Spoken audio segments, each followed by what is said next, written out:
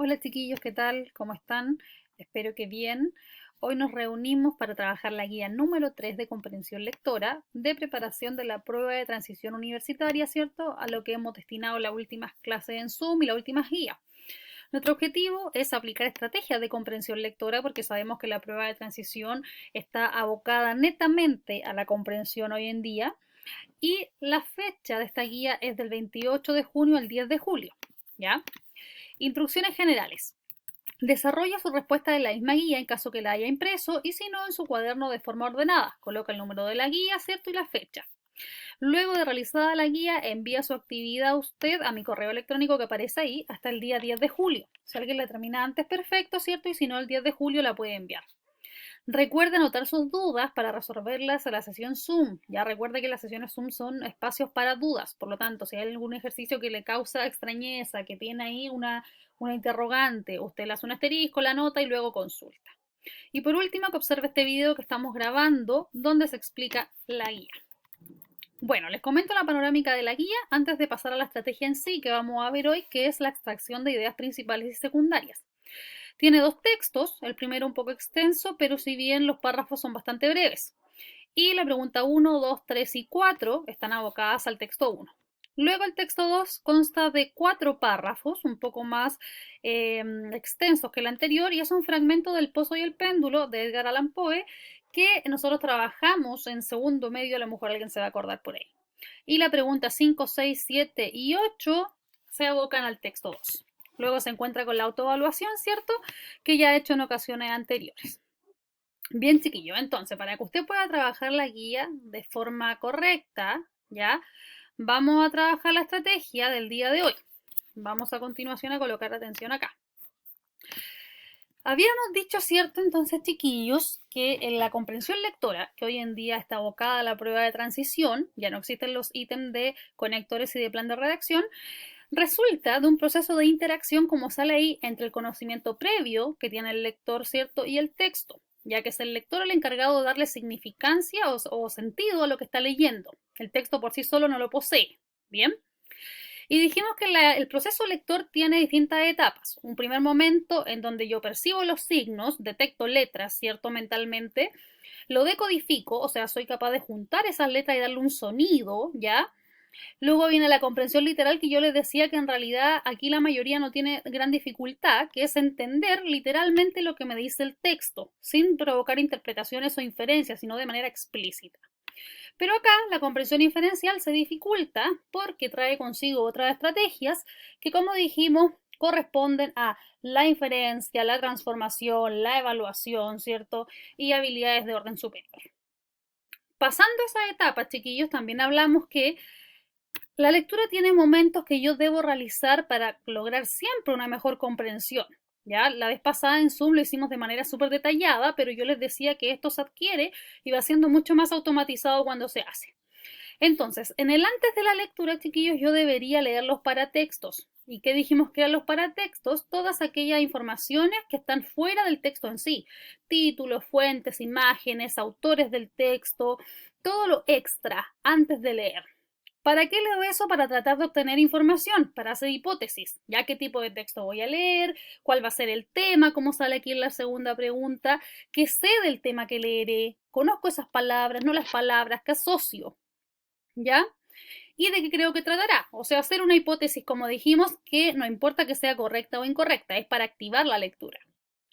En el durante hay algunas estrategias como el subrayado, ¿ya? Y la anotación al margen que algunos utilizan a medida que van leyendo y que tiene que ver con lo de las ideas principales que vamos a trabajar hoy, ¿ya? Después de cada párrafo se hace una frase, resumen breve que yo entienda, ¿cierto? Porque yo soy el lector de ese texto, a modo de la idea principal del párrafo que leí. Y el después de la lectura quiere decir que yo después de que leo tengo que hacer algo con lo que leí. Puedo hacer un esquema, puedo hacer un mapa, puedo hacer un resumen, un mapa conceptual, responder preguntas, etcétera, lo que le acomode. En el caso de la PSU o de la prueba de transición, ¿qué estamos haciendo luego de que leemos? Responder preguntas. ¿Ok? Y en específico, chiquillos, nos vamos a centrar en esto. La anotación al margen. ¿Ya? Cuando yo anoto al margen, ¿qué quiere decir? Que voy a anotar alguna idea general de lo que leí. Y esa idea general, ojalá sea la idea principal, ¿cierto?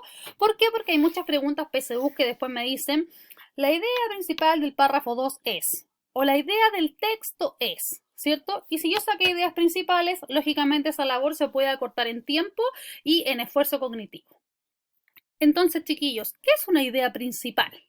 Ya tenemos aquí tres características. Una idea principal expone el contenido fundamental de un texto y no puede suprimirse, o de un párrafo. Si yo saco la idea principal, mi texto queda sin sentido o pierde un poco de sentido, lo que dificulta la comprensión y coherencia de las ideas. ¿Ya? Posee autonomía, no depende de otras. Lo mismo, ¿cierto? Es autónoma, por lo tanto, si yo la dejo solita, por sí me puede dar una información, no como la idea secundaria que depende de la principal, está ligada a ella, por lo tanto tiene que estar la principal para que funcione la secundaria. Aquí no, porque es autónoma, tiene poder propio. Y articula las oraciones de los párrafos. ¿Ya? ¿Qué quiere decir eso? Que cada párrafo también posee su idea principal, por lo tanto va a ser el hilo conductor del texto en sí. ¿Bien? Ahora, ¿cómo reconocer la idea principal? Primero, leer el título, ¿cierto? ¿Por qué? Porque el título se supone que debiese resumir el contenido del texto o el tema principal.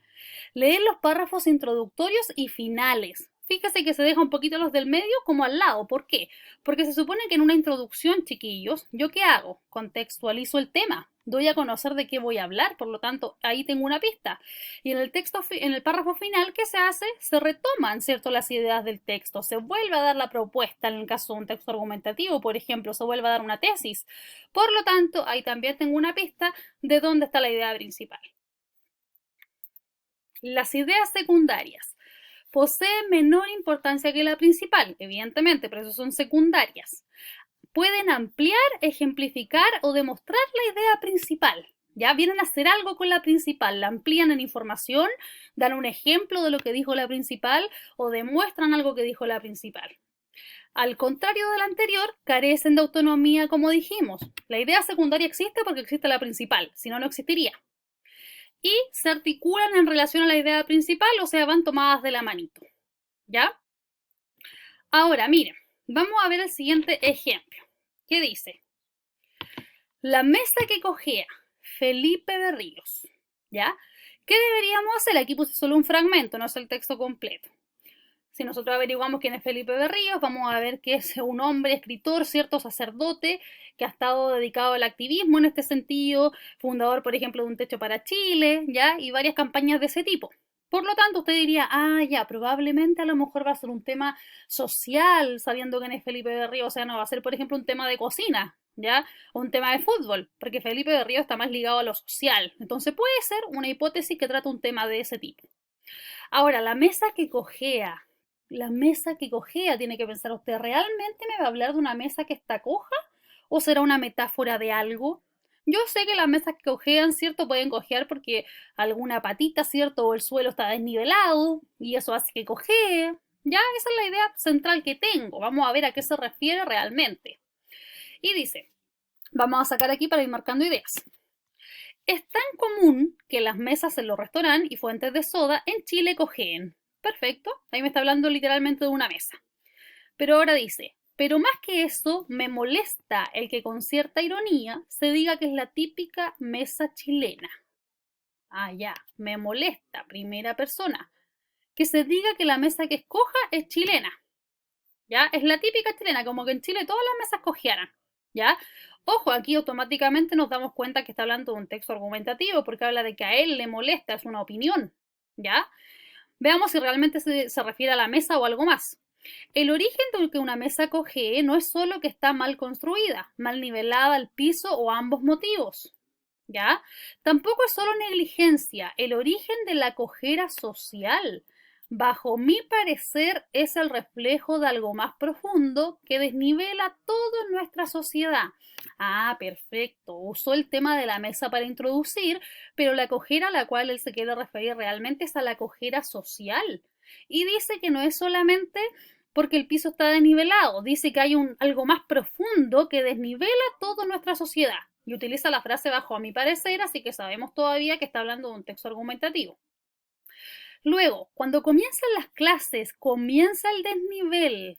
ese que acogemos como típico, natural y casi propio de nuestro país. Pero la cojera no es típica ni natural. Ella es creada por una injusticia que se reproduce y transmite con la educación. Ah, perfecto. Él habla de cojera social, de desigualdad social, y dice que se inicia de manera importante e injusta con la educación en Chile, que ahí empieza la desigualdad. Entonces, chiquillos, si nosotros quisiéramos anotar una idea rápida de idea principal, por ejemplo, podríamos colocar qué cosa. ¿Qué quiere decir esto? La desigualdad social en Chile se da por las diferencias en educación. Perfecto. Y con esa idea me puedo quedar. Luego, usted va a leer el segundo párrafo y va a sacar la idea principal. ¿Pero a qué me refiero? Que si yo saco ideas principales de cada párrafo, chiquillos, cuando haya preguntas de tipo, ¿qué dice el párrafo 1, párrafo 2, cierto, párrafo 3? Usted ya va a saber, cierto, la respuesta aproximada porque sacó la anotación al margen. Ahora, si le preguntan por la idea del texto, tiene que ver cuál es la idea que usted sacó que más se repite, que más está presente en el texto y que tiene su hilo conductor. ¿Ok? Espero le haya servido el ejemplo. En la clase Zoom vamos a profundizar. Y en cuanto a la guía, aparte, ¿cierto?, de responder las correctas, como lo ha hecho en las anteriores, además va a colocar, ¿cierto?, un párrafo que justifique por qué hizo esa elección como aparece ahí. ¿Bien? Bueno, espero les sirva este video. Cualquier duda lo comentamos en Zoom y recuerden que también pueden escribirme a mi correo sin mayor inconveniente.